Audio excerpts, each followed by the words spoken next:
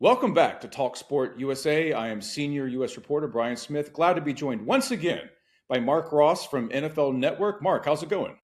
Wonderful. It's exciting time of the year over here. Of course, postseason free agency started, and see with all the movement already, has been a bunch of movement. See how much more next week. Yeah, I was just thinking about and prepping for this interview, Marc. I mean, this might be my favorite time of the year outside of the NFL playoffs because you're coming off the Super Bowl. So we have our big realization, it's about defense again. You can win with a veteran quarterback. You can win with Sam Darnold. And then you have the beginnings of free agency. Then you have the combine, which for me is kind of worthless anymore. But then we are not that far from the draft, and free agency and the quarterback carousel begins again. It's just become an amazing time for the NFL to where we spend about 7 months talking about the NFL and only about 5 months anymore playing games. But the 7 months might be more fun than the 5 months.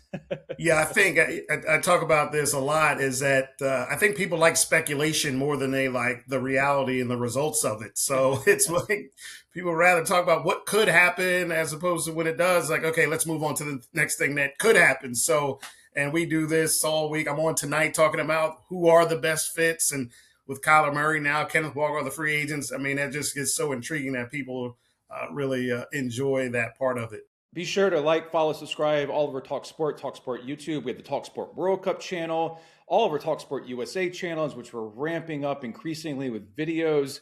And we had a great time with Marc this year. So, Marc, let's just dig into it because you mentioned one name, and let's be quick with a few of these, and then we'll get into the theoretical stuff.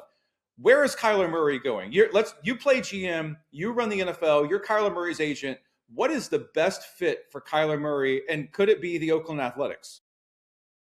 Well, I think Kyle will still keep pushing that off. I think there'll be plenty of suitors for him, and the Jets and whatnot. But I think Atlanta really would be the most optimal situation. Get him back indoors. They've got plenty of young talent. Drake London and Bijan and Kyle Pitts, bringing him back. And of course, with Atlanta's situation, I don't know if anyone has botched the quarterback situation as much as they have the last few years, with number one paying Kurt all that money and then taking Penix, trading up to get Penix in the first round. And now Penix is hurt once again. No surprise, the guy's 6 ACL. So for them going into it, you really can't count on Penix because he's going to get hurt again. And with Kyler, you inject him into Kevin Stefanski is there now. I think that would just be the ideal situation where Kyler, if he, whatever is going on with him, if he can get healthy and get his mind right, that would be a dynamic offense. Another name who's recently been in the news, Stefon Diggs, who I just spoke with for talkSPORT at the Super Bowl. He had a good year with the Patriots. They made it to the Super Bowl. He didn't do much in the big game, but obviously Stefon Diggs still wants to play. He's had a really nice career. He's bounced around a little lately. What do you think happens to him? And is there a team that could use him? Because it doesn't feel like to me he's a one anymore, obviously. But as a complementary receiver, Stefon Diggs can still get you 50 catches and 100 yards a year, 1,000 yards a year. Yeah, sure. Right. Certainly not a one, but he definitely showed this year during some games where it was time to go win, and he made big plays for them in certain games. Now, he can't sustain that through a whole season, but that's okay. And, I think a team will definitely take another 1 year flyer on him. And with Stefon, I scouted him coming out of Maryland there, and, you get the good and you get the other. And I think there's a reason why he has bounced around so much is because, all right, the shelf life on him on the field, but then there's other things you have to deal with him that you're like, you know what, we might be better off without him. But I think another team, another fresh start for him can get another year out of him of decent production. And then our third player, Marc, we're just going to bounce around the league real quickly, who is in the news every day. And now there's an association with Alex Guerrero. I don't know if you saw the fascinating story in The Athletic. Alex Guerrero has come back into the news thanks to Tom Brady and the Raiders. But Max Crosby, one of the best defenders in the NFL. He's coming off an injury. It appears, unless you know something that the world doesn't, that he is done with the Raiders. But they appear to also be asking a lot. 2 picks. It's a kind of like a Micah Parsons type situation. How do you think it plays out with Max Crosby? And if you're Crosby, where would you want to go? I keep hearing the Bears. They do seem like a very interesting fit for him. Yeah, the Bear. Any team he goes to would be a great fit just because he can still play, and it's with the Raiders, of course, you're going to ask high. You're going to start out with saying, okay, here's the price, and then get teams into the mix, get them into the conversation. And all right, now let's work from what you're talking about and what we're talking about as far as what we'll offer him, and then meet somewhere in the middle. So for him, I don't know. They're always, you never say never. I learned that when I first started scout, never say never. But so as of right now, it seems like he's not going back to the Raiders, but that could change any day now, whatever the good feelings, good vibes going on there. And for the Raiders, a new start, a new head coach, a new quarterback, more than likely Fernando Mendoza at one, and you really have to balance that. All right, do we want to start fresh with a new group of guys, or still have Max here? And so this will be fascinating to see how this plays out. A fairly big, not a blockbuster, but a fairly big trade in the NFL yesterday with the Kansas City Chiefs, to where they keep making slight tweaks to their entire organization. What do you think? And we're still waiting on word as we speak about Travis Kelce and his future, but what do you think that is a Chiefs master plan, Mark? I mean, is this the beginning of this, kind of finding an angle into a new era? Obviously, Patrick Mahomes isn't going anywhere, but he's coming off of a major injury. Andy Reid is coming back. We're still waiting on Kelce. But, if you're Reid, if you're the GM, Brett Veach, you want to keep this team going. But because of the salary cap era, as you well know, you've got to constantly keep tweaking your roster. Do they have some type of master plan here that we're about to see unfold for the next few months? Yeah, for sure. And I think for the whole Chiefs organization, I know most of the staff, or work with almost all of the staff, their coaching staff there, and talking to them at the combine. It's almost as if they needed that reset. People don't realize, all those years of going to the Super Bowl and playing so many games, they played another, an extra season in the past X amount of years, and that wears on you. And you think you go, okay, let's just run it back because it's working. But now you almost have to take a step back and say, all right, let's refresh, let's regroup, let's get a new group of guys in here and see how we can take this to another level, get back to where we were. And as long as you have Patrick Mahomes, you can do that. If you're some of these teams are scrambling for a quarterback, and you have this, well, no, that plan doesn't work. But as long as you have that guy that's the center of the universe, and okay, now we build around him. All right, as long as Brett Veach and the staff does a great job of replenishing that talent, then you can get back. I mean, they had some hit or misses the last couple of years, but now they're really going forward. All right, how do we strategically put these pieces in place around Patrick so that we can go get this Super Bowl again? One more quarterback, and then we're going to get to the deeper theoretical stuff. But J.J. McCarthy and the Vikings, I find that to be a very, very interesting situation, to where they move on from Sam Darnold. Sam Darnold wins the Super Bowl with a great defense and a fantastic head coach. I mean, that was just a perfect fit, perfect situation. It's not going to happen every year. But they bet on McCarthy. He, has some injury issues again. He's coming back, but it doesn't feel like he's guaranteed, as we speak, to be the week one starter. There might be some competition there. What do you think happens with J.J. McCarthy and the Vikings and their quarterback situation, Mark? Yeah, you talk about botching the situation there. I talked about the Falcons, but this Vikings situation there, Daniel Jones, they had him in the building as well. They let him go, and he goes and plays well for the Colts. So there's some misevaluation there. And I know the GM, Kwesi Adolfo-Mensah, took the fall. He was sacked. He was sacked, Mark. But the head coach has to take responsibility for that as well. And from what I know, he was a major proponent for JJ and going to get JJ. So, he has to make that work. And if he doesn't, that looks bad.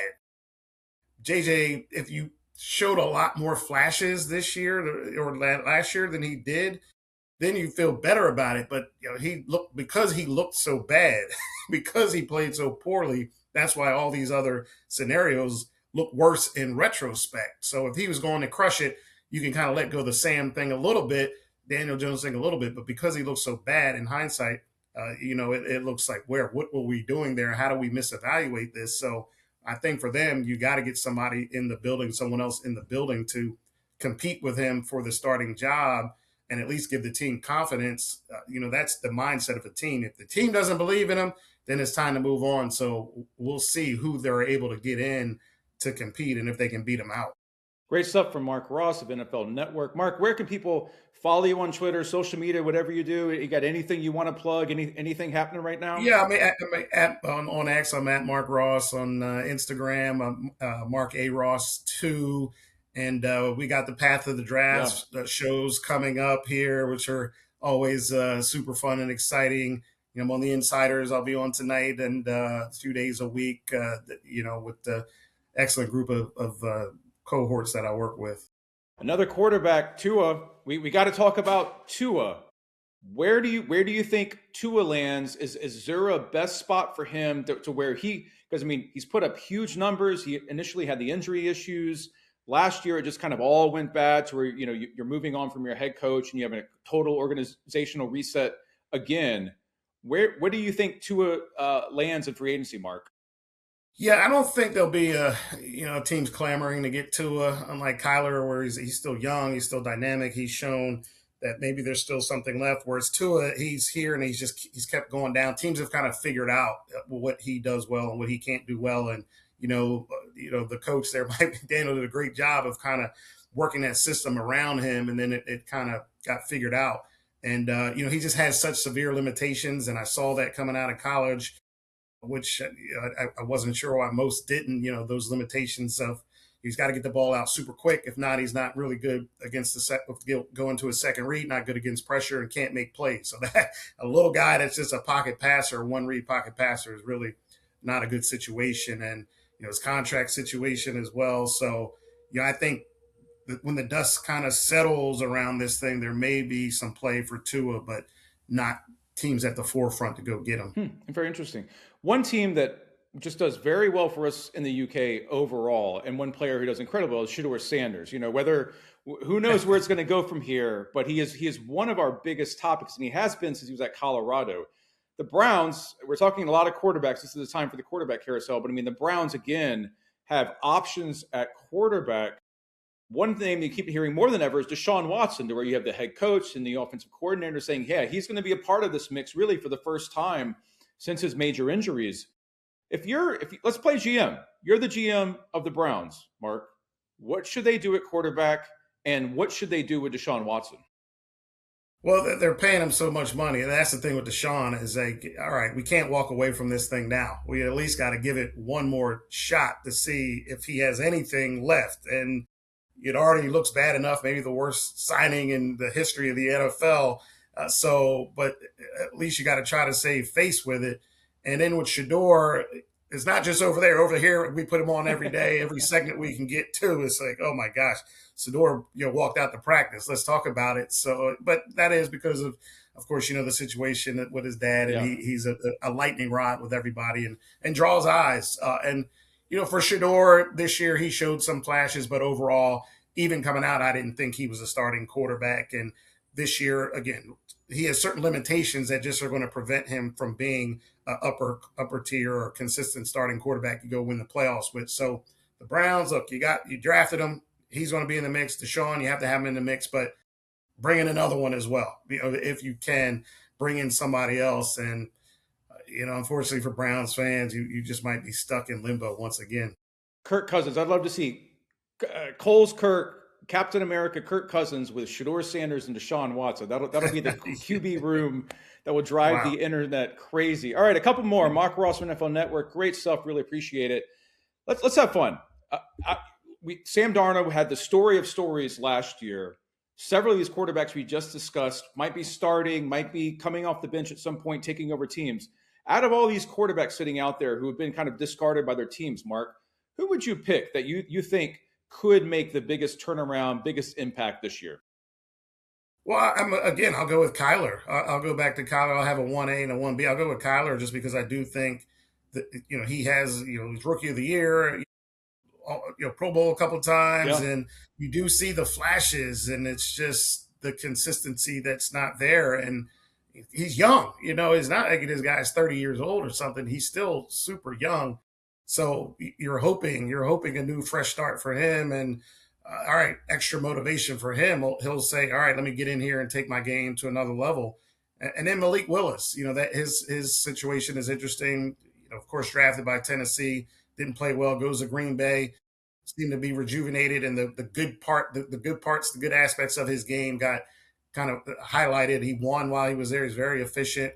So where will the landing spot be for him? Probably Miami, where the new GM and head coach there both came and were around him. So if they don't go try to get him, then there's something like other teams better say, well, let's be wary of that. But I would think he'll have a good landing spot just because a young guy who showed remarkable improvement in his game, and say teams will look and say, okay, he can do it again. He can take another step. All right, let's get two more questions, both tied to one team, another team that does really well for us at talkSPORT that people just want to read about. Be sure and follow everything at talkSPORT USA on the web, all of our social media accounts. The Las Vegas Raiders.